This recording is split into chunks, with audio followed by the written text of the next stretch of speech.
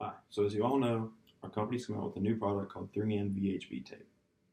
In this brief presentation, I'm going to lay out the 4 steps that's going to take for us to prospect this new product. First, we need to know how to find the companies to prospect. Second, we need to know what we want to know about these companies.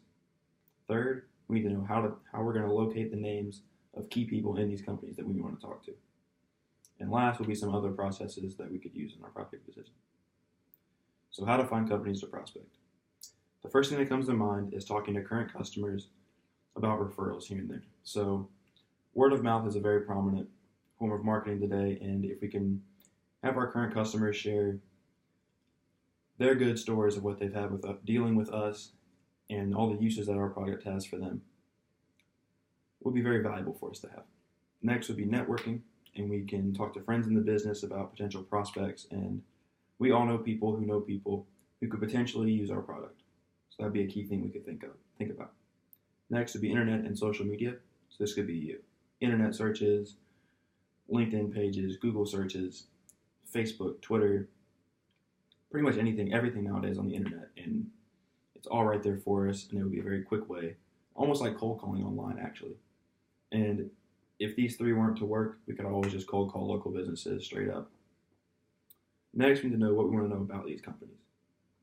Now, first, we want to know if they have an existence of a want or a need. Next, we need to know if they have a problem that our product could solve. Then we need to know if they're able to pay. So if the company maybe has a bad year, or maybe they're solvent, or maybe they just have money tied up in other places, so it's not in the budget right now. Next, we need to know who makes the purchasing decisions. So this is pretty big because it could save the salesperson a lot of time, and it would result in a higher percentage of closed sales. Next, we need to know if they're eligible to buy. And then finally, we need to know the long-term potential. So maybe we could have potential deals with this customer. Next, we need there's the process to locate key names of people. So the first thing I could think of is company websites. I mean, everything's on the internet. So companies have websites, and they'll have a directory maybe of employees or who is where in a company maybe, and who has this authority, who has that authority on their website. Next would be LinkedIn pages.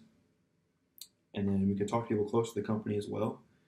And then lastly, it could just be meetings. I mean, we'll talk to people in meetings all the time, and if we ask whoever we're meeting with who has a purchasing decision, if it's them, great. If it's not, we need to find out a way where we can meet with that person. Maybe we could invite who we're meeting with to be a part of the meeting.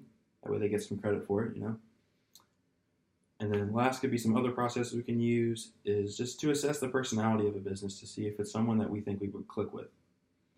So if we go into a meeting and we're talking to someone and we're butting heads completely, but we both know that they need our product, we're butting heads, we're clashing. Maybe they're just morally different than us. Maybe they don't believe the same as we do. Maybe they operate differently. Maybe they have some unethical things here and there that we don't agree with.